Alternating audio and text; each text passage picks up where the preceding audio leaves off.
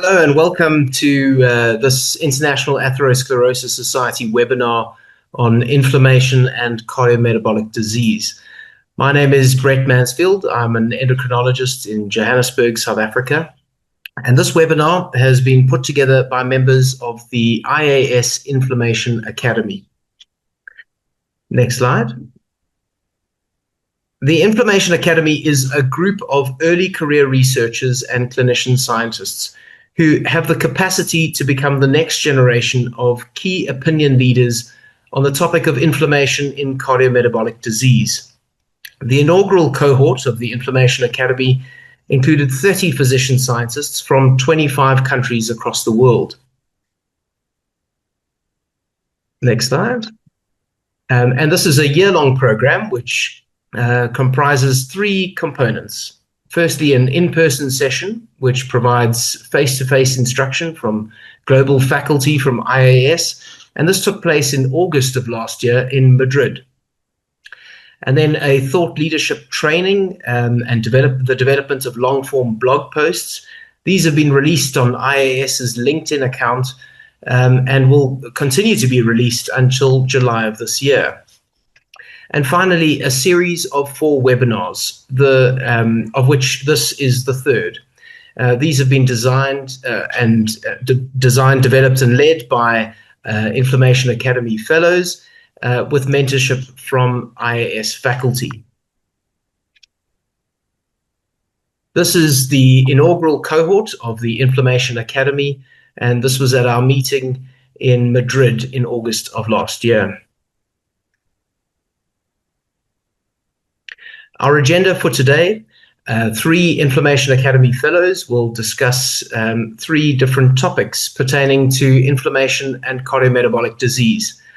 This will be followed by a panel discussion and a question and answer with 2 world-renowned experts in the field. Following which, we'll have some take-home points by our mentor for this webinar, Dr. Christina Izar. Please feel free to put your questions forward in the Q&A box, and we'll try our best to get to them at the end of the session.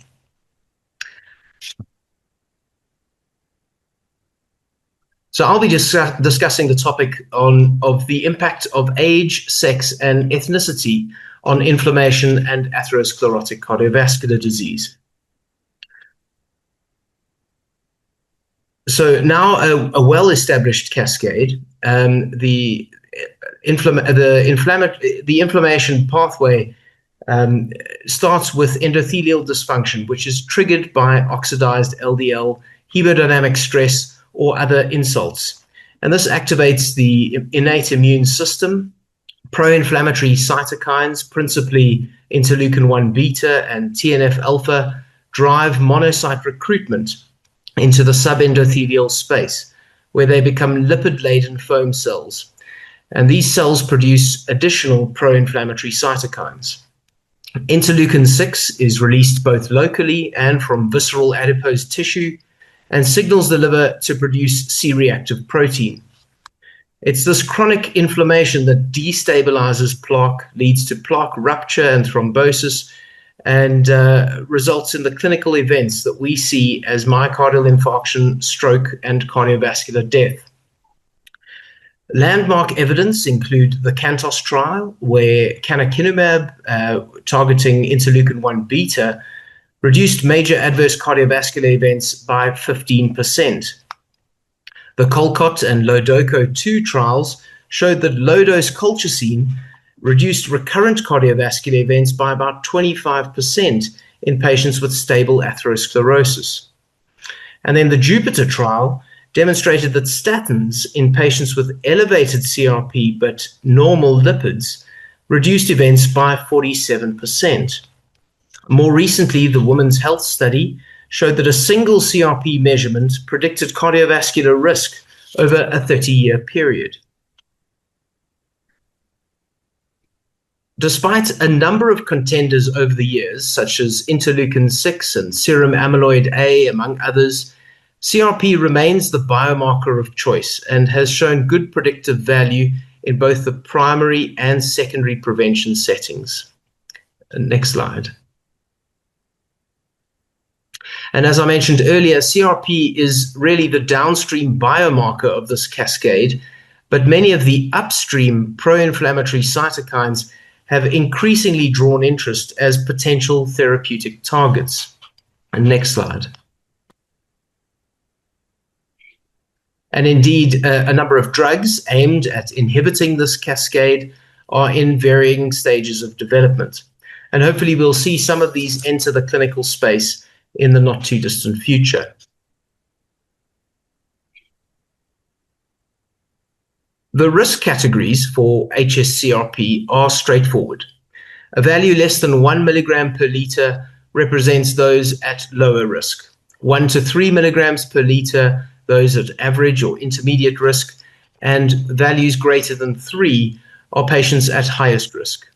A value greater than 10 should prompt consideration of an acute phase response, and this necessitates repeating or retesting in 2 to 3 weeks. The recently released American College of Cardiology scientific statement recommends universal CRP screening in both the primary and secondary prevention settings. And there are 3 important points to emphasize. Firstly, CRP variability in stable outpatients is similar to the variability seen in LDL cholesterol and blood pressure. Secondly, residual inflammatory risk is at least as predictive of recurrent events as residual cholesterol risk. And again, in the Women's Health Study, CRP provided a greater estimate of 30-year risk as opposed to LDL cholesterol or Lp(a) alone. Turning to ethnicity and its role in inflammation, the SHARE study was a Canadian population-based sample of 4 ethnic groups. The mean C-reactive protein varied significantly between groups. It measured 1.18 in people of Chinese ancestry and was double that in those of European ancestry. It was higher still in those of South Asian ancestry, and Aboriginal people from Canada had the highest CRP. A large meta-analysis confirmed these patterns, with geometric mean hsCRP being highest in people of African and Hispanic ancestry and lowest in those of East Asian ancestry. These differences are attenuated but not entirely abolished after adjusting for metabolic factors like waist circumference, body mass index, and HbA1c. Next slide. And the differences in CRP were again seen in the study of women's health across the nation, where African American women had the highest median CRP levels, while those of East Asian ancestry having the lowest CRP levels. In Japan, it was found that that similar risk for cardiovascular events occurs at lower thresholds for CRP. So while a lot of ethnic variation is driven by differences in visceral adiposity and metabolic health, there may be residual unexplained differences between ethnicities. And the clinical implications is that while we currently apply the same CRP thresholds across populations, uniform cut points may actually misclassify risk in ethnically diverse settings. So ultimately, we require further prospective studies, preferentially in non-European cohorts. Next slide. So women, as we know, have been historically underrepresented in many studies. And again, turning to the Women's Health Study, this was a cohort of 27,939 women who were followed for over 30 years. There were 3,662 major adverse cardiovascular events that were seen, and hazard ratios for these events were 1.7 for CRP, 1.36 for LDL cholesterol, and 1.33 for Lp(a). Importantly, a combination of all 3 biomarkers revealed a hazard ratio of 2.6. So this underscores the importance of measuring CRP alongside lipids when stratifying cardiovascular risk. There are also a number of sex-specific considerations. Firstly, women have higher baseline CRP than men, and this is the case across all ethnicities. CRP varies throughout the menstrual cycle and is also increased by menopausal hormone therapy.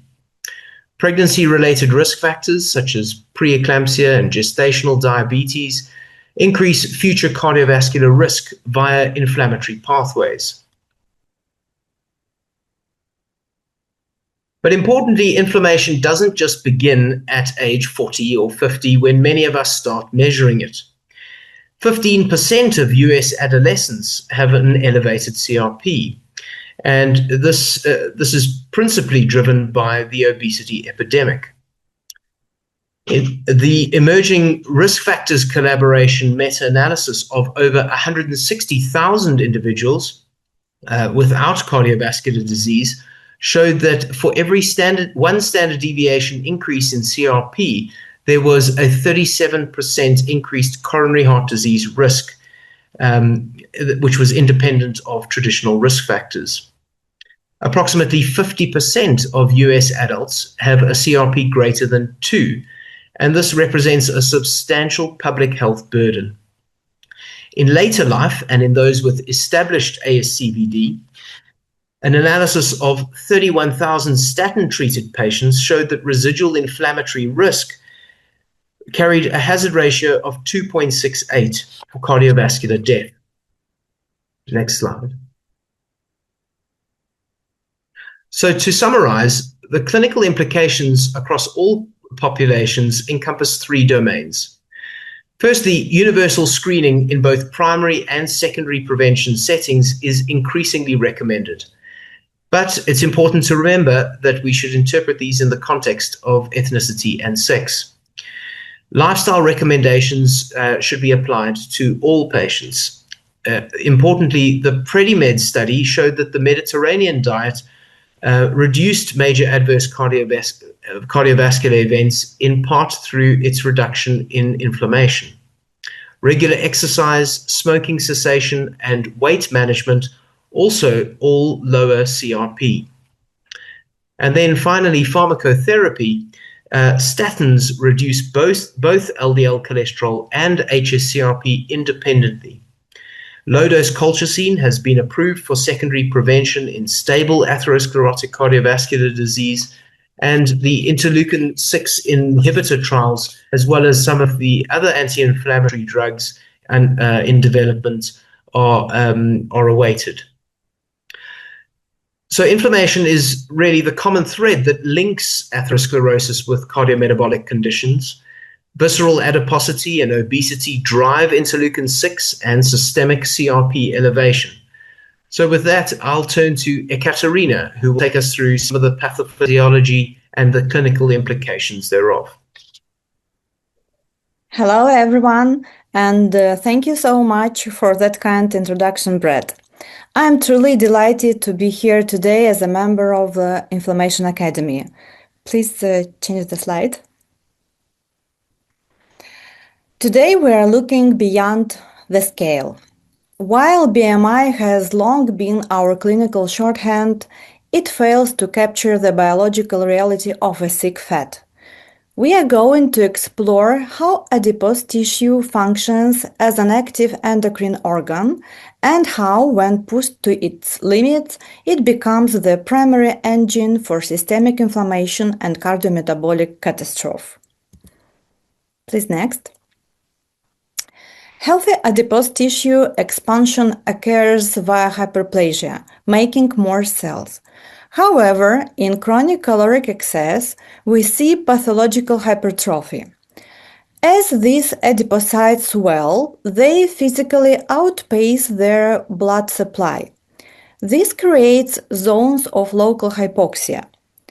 In response, the adipocyte becomes stressed, eventually undergoing necrosis. This isn't a quiet death. It triggers the recruitment of pro-inflammatory M1 macrophages, which form these crown-like structures around the dying cell. We've moved from simple energy storage to an active, smoldering immunological site. Please next. Once the tissue is polarized toward inflammation, its secretome shifts dramatically. We see a sharp decline in adiponectin, our natural insulin sensitizer, and a surge in leptin and resistin. But the real danger lies in the cytokine cascade. The tissue begins pumping out TNF-alpha, IL-6, and MCP-1 directly into the systemic circulation. These are not just local signals. They are systemic orders that tell the rest of the body to enter a state of insulin resistance and vascular defense. It's this specific secretome that bridges the gap between carrying extra weight and developing metabolic disease. Please next. Why does this matter for the heart? Consider the portal theory. Visceral fat drains directly into the portal vein, delivering high concentrations of free fatty acids and inflammatory cytokines straight to the liver. The liver responds by ramping up VLDL production, leading to the atherogenic dyslipidemia we all know, high triglycerides and small dense LDL particles. Simultaneously, these circulating cytokines hit the vascular endothelium, impairing nitric oxide bioavailability and priming the vessel wall for plaque formation. We are not just treating lipids here, we are treating the upstream inflammatory fire that drives them. Please next. As clinicians, how we accurately measure metabolic risk? We must look beyond the BMI. A patient with a normal BMI but high visceral adiposity, the thin on the outside, fat on the inside, or TOFI phenotype, may have a significantly higher inflammatory profile than someone with higher subcutaneous fat. To capture this risk more effectively, we utilized the waist-to-height ratio. Unlike BMI, this metric accounts for central adiposity, which is a more direct proxy for visceral fat. The clinical benchmarks are clear. A healthy waist-to-height ratio is generally below 0.5, meaning your waist circumference should be less than half of your height. Ratios of 0.5 to 0.59 indicate increased health risk associated with being overweight. A ratio of 0.6 or higher suggests a high risk of obesity-related diseases. We use high-sensitive CRP as our primary clinical proxy for this smoldering inflammation. We define smoldering inflammation as a form of chronic, low-grade, and often silent inflammation that persists over time, driving systemic tissue destruction without ever presenting as acute symptoms. However, the future lies in recognizing that our new therapeutic toolkit, specifically GLP-1 receptor agonists, doesn't just lower weight. It directly modulates this inflammatory environment, providing cardiovascular protection that often exceeds what we'd expect from weight loss alone. Next, please. To conclude, adipose tissue is not a passive reservoir. In the setting of obesity, it becomes a specialized immune organ that fuels systemic damage. If we want to reduce residual cardiovascular risk, we cannot ignore the fire within the fat. We must transition to a model where we treat the quality of the adipose tissue and not just the quantity. Thank you for your attention, and it's now my pleasure to introduce my colleague Guilherme Gaia. He will deep diving into the complexities of hepatic inflammation and metabolic dysfunction, specifically focusing on MISL-D. Guilherme, the floor is yours.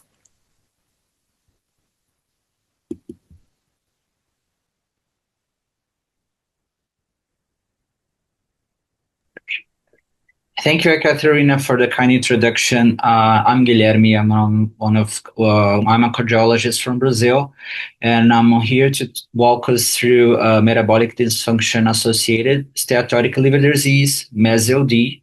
But first, I would like to point out some definitions. MES-LD is basically at least 5% of hepatic steatosis in the presence of at least one cardiometabolic risk factors, such as dyslipidemia or obesity, with no underlying cause and minimal or no alcohol intake, which stands for less than 20 grams a day for females and less than 30 grams per day for males. Also, MASH, metabolic dysfunction associated steatohepatitis, it's previously known as NASH, is a progressive form of MES-LD, but the main difference is that you see hepatocellular injury in the biopsy.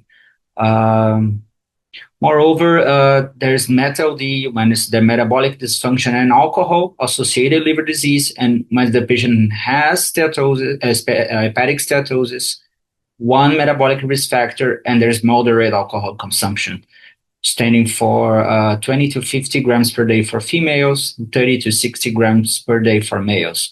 And lastly, alcohol-associated liver disease, and when patient has steatosis, but also has heavy alcohol use, standing for more than 50 grams per day for females and more than 60 grams per day for males. And just to illustrate it, the standard drink contains around approximately 40 grams of alcohol. And an example of it is, for example, a beer of 5% alcohol, 12 ounces of it is equal to a standard drink, and also a 12% alcohol table wine glass containing 5 ounces is also a standard drink. So this picture from the European Association of the Study of the Liver highlights how to diagnose this. So if the patient has hepatic steatosis, and there is one or more cardiometabolic risk factor, we can call it MES-LD. And if there is a biopsy showing hepatocellular damage, we call it MASH. And if there is alcohol associated, we can either call it MET-LD or LOD. And if there is no underlying cause evident, we can call it cryptogenic SLD. So moving on epidemiology, we see that MES-LD is anticipated to rise up to 55.4% by 2040, and is considered a manifestation of metabolic syndrome, and approximately 50 to 70% of people who have diabetes are found to have MES-LD. And also there's some main contributors to it. There's the rising obesity levels, sedentary lifestyles, and consumption of unhealthy quick eats. And the prevalence in obese adults reaches up to 90%, and also those who have hyperlipidemia. And considering children with obesity, we can see a number up to 40 to 70%. So this picture, it's from a review article that states the prevalence of MES-LD in adults. As you can see, Latin America, it's one of the highest prevalence index of MES-LD, standing for 32.07% compared to, for example, Western Europe, which is one of the lowest, that is 25.1. And when we talk about pathophysiology of MES-LD, the key driver of it is insulin resistance that leads to increased fatty acid influx and also increases de novo lipogenesis. And these two aspects ultimately cause fatty accumulation in the liver. And that accumulation cells produces reactive oxygen species and stress in the endoplasmatic reticulum, contributing to hepatocellular injury and pro-inflammatory response. And all of these together, if it's chronic, it reaches to the phase of fibrosis, and even leads to poor outcomes such as cirrhosis and even hepatocellular carcinoma. This picture just highlights the importance, the correlation between MES-LD and cardiovascular disease. As we can see, MES-LD leads to chronic inflammation and endothelial dysfunction, and also insulin resistance and dysfunction in the lipid metabolism. And all of those three together rises up cardiovascular disease as an overall. So this also a recent study that correlates the fatty liver index and the major adverse cardiovascular events. And what they shown is that throughout the 5-year period, the more fatty liver index you have, the more probability of having major adverse cardiovascular events or even extended MACE. Moreover, when we talk about treatment and management, we have to keep in mind that there has to have lifestyle intervention and even management of the comorbidities.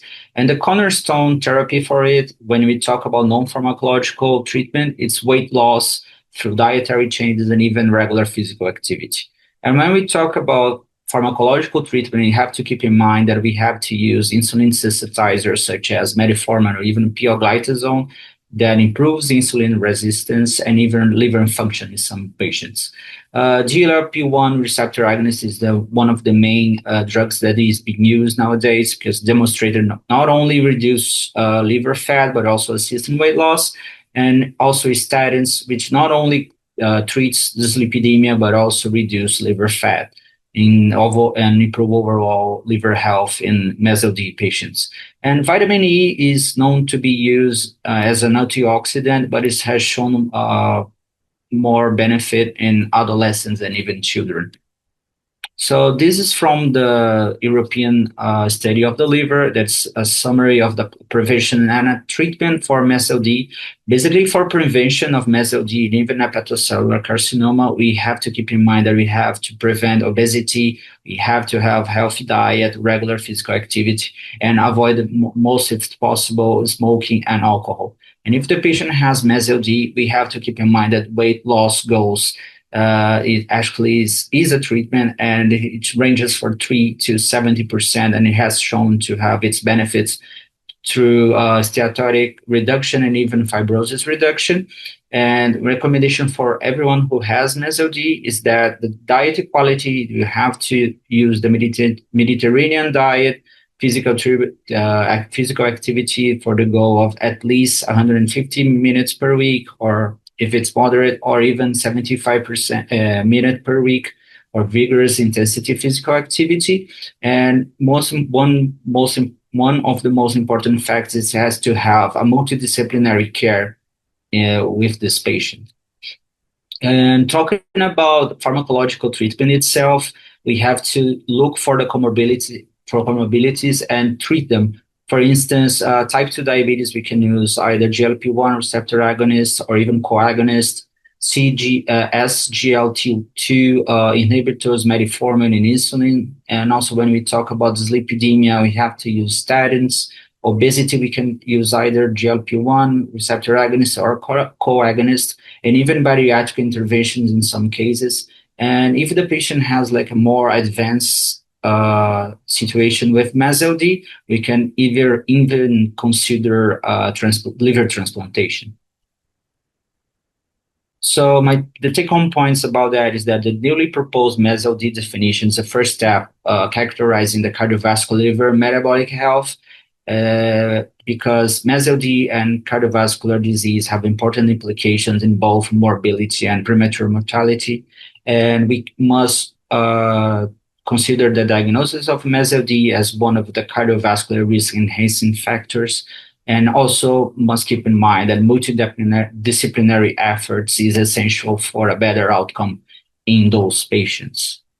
And with that, I would like to introduce both of our experts, Dr. Lale Tokgözoğlu. She's a professor of cardiology in Turkey, and she was a past president in European Atherosclerosis Society. She had previous leadership position on the European Regional Federation, on the executive committee, and of the International Society of Atherosclerosis, leadership on many other societies and editorial boards, including the European Heart Journal and Atherosclerosis. And also Rodrigo Alonso, who is a co-director of the Center of Advanced Metabolic Medicine and Nutrition, president of the Chilean Atherosclerosis Working Group Corporation, chair Federation of the Americas International Atherosclerosis Society, member of the scientific committee of the Spanish Familial Hypercholesterolemia Foundation, and he's an international fellow at the National Lipid Association and national leader FHSC study collaboration from the European Atherosclerosis Society. So I invite you all to leave your Q&A, to your questions in the Q&A box, so I'm able to ask our experts about it.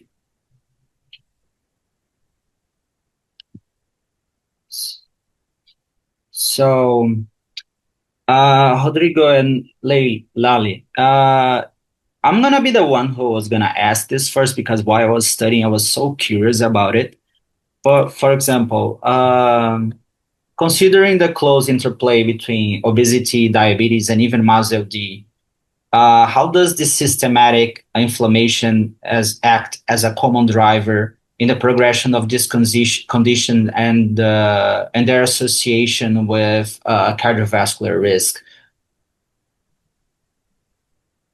Hello. May I answer first or Lale? No, go ahead, please. Me first? Yes. Okay, thank you very much. Well, I first of all, I would like to congratulate for the three speakers for these very outstanding presentations. I think that the most important thing is that we have to move, and understand that we have to look inflammation more generally. Now, when we see the patient with obesity, we treat obesity. When we see the patient with MSLD, so we need to go for a more integrated vision of all of these disorders. And as you asked, Guillaume, how we can drive inflammation is in the basis of all. Maybe, the most for us, I work more in obesity and lipids, but if you see patients with obesity and we look inflammation, we will find inflammation, low degree. So, and if you look at this patient and you look for MSLD, you will find liver steatosis. And maybe if we look atherosclerosis, we will find subclinic atherosclerosis also. So I think that this is a very continuous pathophysiological spectrum, that it depends where you look, you will find. So I think I agree that, yes, inflammation is in the basis of all of these disorders. Of course, lipids are very important, not the most important because are causal of atherosclerosis, but we need to go beyond this and move to this pathophysiological aspect of inflammation in these three disorders. All right. I also want to thank the Academy and IS for their invitation. I think this is a great initiative, and I really enjoyed the presentations, the three presentations before us. Now, I think that modern lifestyles are leading to unhealthy behaviors, increasing the cardiometabolic risk of the patient, thus leading to a pro-inflammatory status. From an unhealthy diet to smoking to more sedentary behavior, all of these are triggers of inflammation and have consequence in different organs, so that what we now call the cardio-kidney metabolic syndrome is an interplay of all this. There's crosstalk between these organs, as we know, and inflammation affects all of them one by one. A few years ago, in the European Atherosclerosis Society, we attempted to stage this cardio-kidney metabolic syndrome, where inflammation is a driver. It's slightly different from the staging of the American Heart Association. So in stage 1, the patient would have obesity, overweight, insulin resistance, together with atherogenic dyslipidemia and MASLD. In stage 2, it would be more advanced, so it would be overt diabetes or MASH or subclinical atherosclerosis, even heart failure with preserved ejection fraction. And in stage 3, all the diseases would become overt and not subclinical. And when we looked at the prognosis difference between stage 1 and 2, there was a significant mortality difference when we applied the staging system to the UK Biobank. So the message I'm trying to give is that it is a progressive situation, starting with the metabolic risk factors and inflammation, and progressing to organ damage, where more than one organs are affected due to the systemic inflammation that is triggered by risk factors. Thank you. Sorry. Oh, you can go ahead, doctor. I'm sorry. No, I would like to add something that Lale said before about obesity in the earliest stages, because there was a concept that it was changing in the last time, is this called healthy obesity, and we have to change this concept because patients living with obesity, if you look, they will have some disturbance in the adipose tissue. So it's maybe healthy now because you will not find anything now, but you will find later. So all of these changes in lipids and also in insulin resistance, and it's a matter of time. So sometimes people, when you see the patient with obesity and say, "Oh, all my risk factors are okay. I don't have high blood pressure. I don't have insulin resistance. I don't have lipids disorder. I only have obesity." But if you look for it, you will see that if you have visceral adiposity, you will have inflammation. So you have inflammation and you will have disorder. It's a matter of time. So this concept is healthy obesity. It's changing, to other kind of definitions, but it's I think that we have to try to take off of our mind. I fully agree. Mm-hmm. Thank you for both for answering the question. I think it's very enlightening how we can address those comorbidities altogether, relating to not only inflammation itself, but also as a cardiovascular risk factor. Also, there is some other questions in the chat. Are the beneficial effects of GLP-1 therapy in MASLD MASH mostly due to body weight loss, or is there anything else more about the drug than body weight loss itself? May I, Lale, answer? Yeah, go ahead, please. Thank you. What I know about this, is that, GLP-1, you don't have receptors in the liver. So what you have is, the most important is maybe, the loss of weight, and of course the inflammation, the improvement of inflammation, of this low degree of chronic inflammation in the adipose tissue. The new drugs, that will coming, that have this glucagon agonists, etc., will have receptors in the liver. Maybe they are working on this. Other companies to specifically go to muscle D. So we know that up to now, I know that semaglutide is the only one approved for muscle D. To stop progression to fibrosis, and maybe the other new drugs will, of course, continue in this line. But I think that the most important right now is the reduction in inflammation, many cells, specifically adipose tissue, and weight reduction. I don't know, Lale, if you have. Yes, I agree. We know that the benefits of GLP-1 receptor agonists does not solely stop at lowering the body weight, which is just an appearance. In addition, they lower atherogenic dyslipidemia. They have positive effects on blood pressure. They decrease inflammation to some extent. So the core of the problem is obesity, and reducing it is good. But also, in addition to that, they have been shown semaglutide has been shown in phase 2 trials to decrease the amount of fat in the liver. That is not 100% parallel to the decrease in obesity.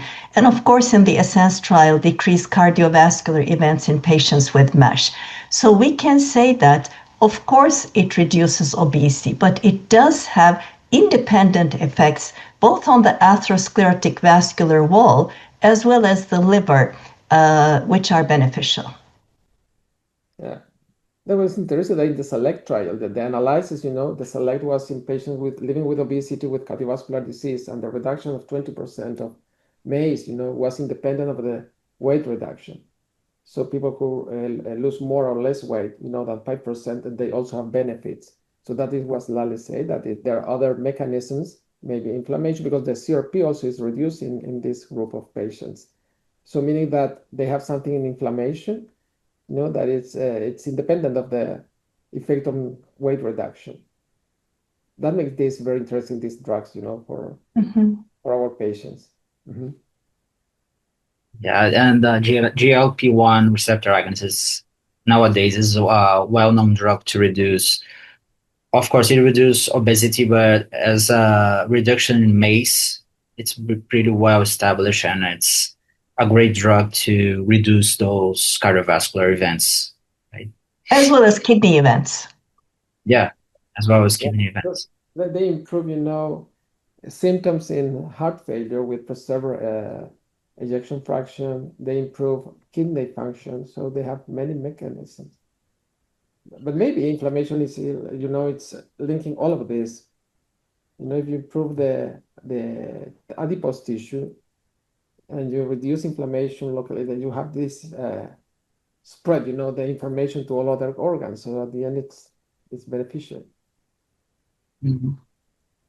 And there is one other very interesting question. In patients with chronic inflammation, such as those with autoimmune diseases, for example, rheumatoid arthritis or even axial spondyloarthritis, would they be treated as high risk status as they have, for example, obesity? I mean, are they considered like a higher level of risk? Yes, I can answer that because I was the task force coordinator of the European Dyslipidemia guidelines that we published in 2025. And in those guidelines, we considered, and in the US guidelines as well, having an autoimmune disease is considered to be a risk enhancer. We know that patients with lupus, rheumatoid arthritis have a much higher risk of having a cardiovascular event than those who do not. So this is definitely a risk enhancer that should increase the already calculated risk of the patient. So if we're seeing intermediate moderate risk in the patient, the presence of autoimmune disease should upgrade it to a higher risk level. I agree, totally agree with Lale. What I think is that we have to do is try to spread information, to other specialties, in medicine, because I'm not sure if all rheumatologists, or people who visit these patients are aware about this. Because most of them they treat, the primary disorder, and sometimes, they act late when they have the cardiovascular problem. So maybe we have to, to give this the interaction between different specialties in medicine, So maybe the Rheumatology Society with the Atherosclerosis Society, European Atherosclerosis Society, or the International Atherosclerosis Society try to converge in this vision, that it's important to look for cardiovascular risk or to measure cardiovascular risk in these patients because they are an answer of the risk. Same goes for HIV patients. For example, in the new European guideline, we're automatically recommending a statin to HIV patients because their cardiovascular risk is so much higher, even if they do not have any other risk factors, which is also caused by inflammation. So I think the field is expanding. And as Rodrigo said, our colleagues in other parts of medicine that are treating inflammatory diseases should be more aware of this. Yeah, you did it in the update of European Guidelines 2025. There is a specific topic for HIV patients living with yes with HIV. So it's I think it's very interesting. That to consider this, and maybe we have to be more proactive. In this information, and because we sometimes receive patients that have these comorbidities, that they have an autoimmune disorder. And they come for lipids only, and we have to see the whole picture together. That's a very interesting topic because, for example, that's considered a primary intervention, like the primary prevention setting when the patient, for example, has HIV or even rheumatoid arthritis, and we consider them high-risk patients. And one thing that I'm really curious when I was studying and also when correlating it to Brett's presentation. If, for example, we consider a patient with high cardiovascular risk, we use statins, But the LDL, we reached the goal of the LDL, but when we dose the high sensitive CRP, it's high. How can we like treat this patient? Is there anything else we can do? Not only with the statins, but can we do something more to reduce inflammation? I mean, in secondary prevention, now most guidelines are telling you to consider using a low-dose colchicine to suppress inflammation. It has not been proven in primary prevention yet, but that may not be the ideal way to go because there are more specific interleukin-6 blockers that are being tested, like ziltivekimab, to reduce inflammation. Now, the ZEUS trial is looking at patients with documented atherosclerotic vascular disease and some chronic kidney disease, and randomizing them to ziltivekimab or placebo. The patient enrollment is complete now, and once we have the results, we can safely say that in secondary prevention, we have a safe and more effective way to combat inflammation. For primary prevention, for now, we have to go with lifestyle and in some patients with statins.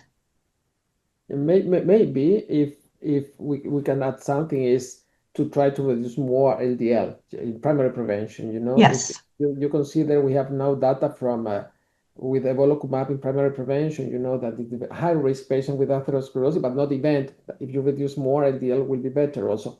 Although not active through inflammation because PCSK9 inhibitors, no, they don't reduce CRP. But also, as Lale said, diet is very important. Physical activity is very important. If they have obesity, we can use GLP-1. So there are many other options we can do in these patients. Waiting, you know, the results of ZEUS trial, and also waiting the result from Lp(a) that is also related to inflammation. I think we have to get rid of the triggers as much as we can, which are the risk factors, because it's very clear that they are the main triggers of inflammation. Although in Smurf-less patients, you can also see inflammation. But for today, the best you can do is just get rid of all the known risk factors, lower LDL as much as possible, and a good lifestyle. And also, talking about inflammation itself, for example, they are asking in the chat, what about vitamin E use? What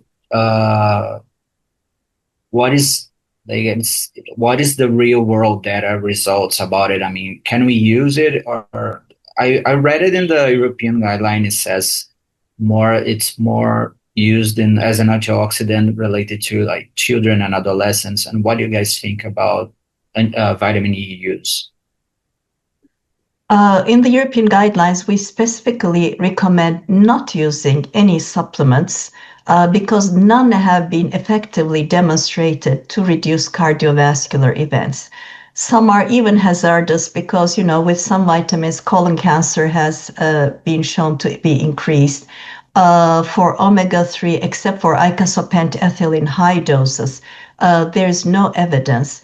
And some of them, like red yeast rice, etc., can cause harm. So there aren't any supplements with proven cardiovascular benefit yet. So I would not recommend vitamins or other supplements for the purpose of cardiovascular prevention. I totally agree. I remember when I did my PhD a long time ago, you know, I did analysis in the Mediterranean diet and LDL oxidations in human model with diet. And we measure vitamin E. And I remember there was a study at that moment that said they tried to do with vitamin C, vitamin E, and vitamin A in patients with, I think was with lung cancer and see what happened then, you know, and they have more cancer. You know, saying that the higher doses of vitamin doesn't do anything and it can be harm. So, and then, you know, there is now a big industry, you know, of supplements for, you know, vitamins, multivitamins, high doses vitamins in vein, you know, and also with omega-3. And we know that that we have now, you know, in the pharmacy, they don't work. So in omega-3, that everyone here, at least in Chile, that if you ask any woman that I'm taking omega-3, which one? This one. Well, it doesn't work for cardiovascular prevention. The only one is icosapentaethil, and we don't have it here. So there is, we have to have this balance with what we explain to the patients and what they're doing, because other colleagues, or they go to the pharmacy and they buy the supplements. But I agree that they don't have until now any role to prevent cardiovascular disease. Maybe they've been used, vitamin E in high doses for muscle D when they have high transaminases, to reduce a little bit the inflammation. But this is another topic. Okay. One other thing that I was considering, for example, we know that meso D is related to higher cardiovascular events. But when we use, for example, the calculators to assess the cardiovascular risk, meso D is not, for example, is not considered in the calculator. Is it going to be considered to be implemented for example, in a future calculator, or is there anything like new about it? In the European guidelines, it's not present because to be able to do a risk calculator, you need a lot of data. And for example, the SCORE2 that we use has been done and validated in millions of people. Since it's not so universally done, you don't have the data, it's not easy to put it in a risk calculator. But in my clinical practice, when I'm trying to personalize the patient, if I see the patient has MASLD, then I will think of the cardio-kidney-metabolic syndrome, which will increase the patient's risk. But in the near future, I don't think in European guidelines it will be added. The prevent risk equation that the Americans are now using has added some kidney criteria and metabolic criteria to the usual pre-existing ones. So that may be helpful in one extent to diagnose CKM. But MASLD is not as universally easy to measure in every single patient and with a large database. Yeah, I agree. Maybe when you have a patient with muscle D, this is the first, the consultants, why the patient is coming to you, because they have a biochemistry analysis with showing high transaminases, and you say, oh, this may be this, and you look for imaging and you have the muscle D. You have to go to look the other cardiovascular risk factor and think that this patient is high risk, or maybe high, at least, moderate or high risk, So you have to treat, as Lale said, the whole concept of the risk. And what it is important, I think, is that if you have muscle D, this is not a contraindication to use statin if the patient needs statins. Because sometimes some colleagues say, no, you cannot use because you have this and you have a little bit high transaminases, and So I think it's important to say if you need medication to reduce LDL cholesterol, you have to use in this patient if they have a risk. And you may use imaging for subclinical atherosclerosis. The US guidelines now leans heavily on calcium scores, which is a good predictor of subclinical atherosclerosis. So that may be one way to go as well. Lale, do you think we need to measure more CRP in general in the population? Because in the guide, most of the problem of the guidelines are that the implementation. We know that you have to measure in stable condition, whatever. But do you think that are we measuring this as much as we need, or we only think that it's a mechanism and it is necessary? It is not necessary. We definitely are not measuring it as much as we should, but the WH study in women showing that the three big markers are Lp(a), LDL, and high-sensitivity CRP really is very convincing. And in a later publication, the same, almost identical values were seen in men of European descent as well. So it's not just US women. It's applicable to both women and men, the importance of high CRP in predicting risk. The reason it's underutilized is A, we don't have anything to treat it yet. B, the colchicine studies did not look at CRP. It would have been so good to categorize patients with CRP and then give colchicine, but we don't have the data for that. And C, reimbursement is not universal across different countries. So there are several different reasons for underutilization. But the WHS analysis made me, at least in my own clinical practice, to measure it much more frequently than previously, because really convincing evidence is coming out. And if the ZEUS is positive, then we will have a study that looked at CRP and showed consequences of lowering inflammation. So I think that will really put CRP on the map if it's positive. Okay, that's very interesting. And one final question from Brett. He would like to know, what do you guys think about the usage of anti-inflammatory therapies in regions that have high burdens of infectious disease?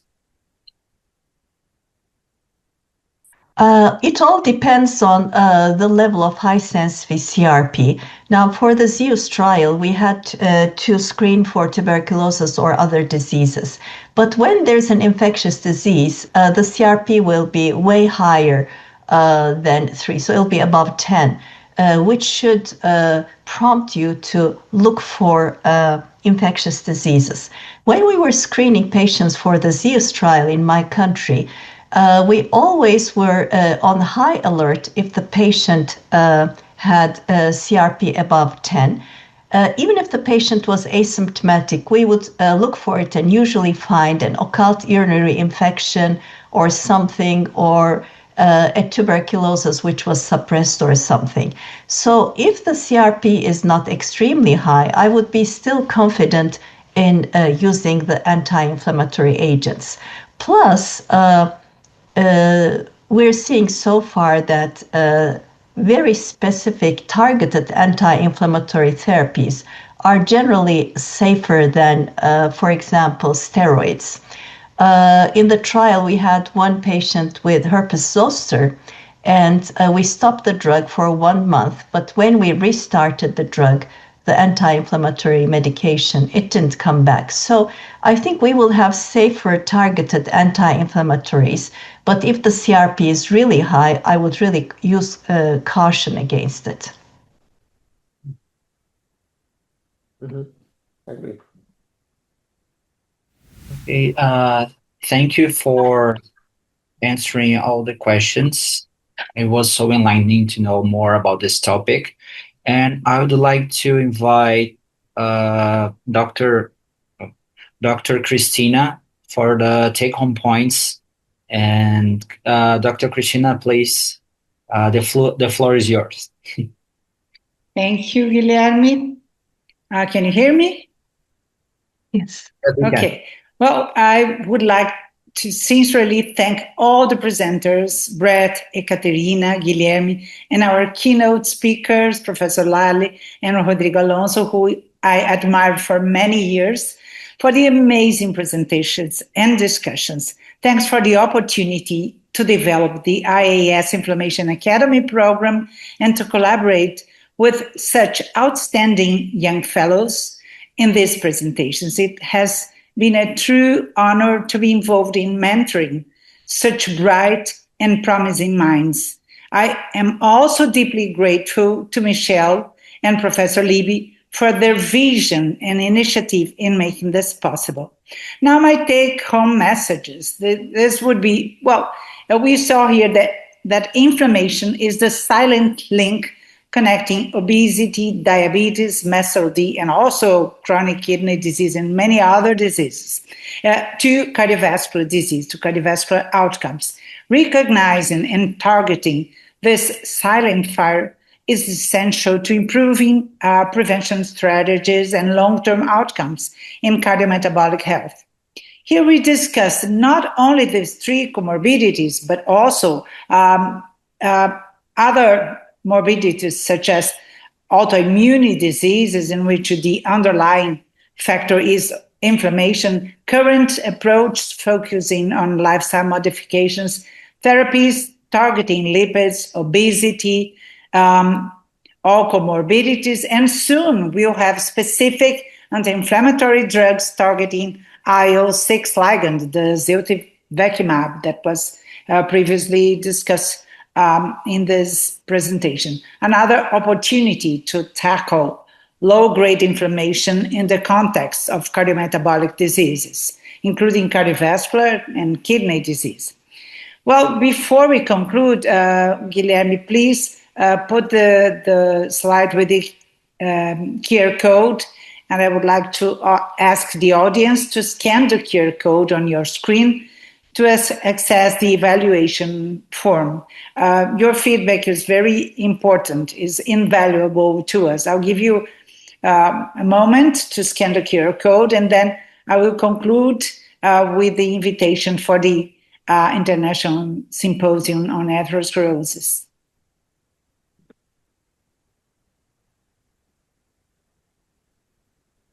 Okay, guys? Well, yes, you can move to you already did that. We also look forward to seeing you at the 21st International Symposium on Atherosclerosis in Santiago. All right, Rodrigo? Chile, from October 20th to 22nd in 2027. The program will be incredible. The country and the city are very cozy and beautiful, with many places, different places to see, besides, of course, watching the Congress. And thank you for your attention. Don't miss the 4th webinar of the IAS Inflammation Academy program. And bye-bye, everyone. Thank you for your audience.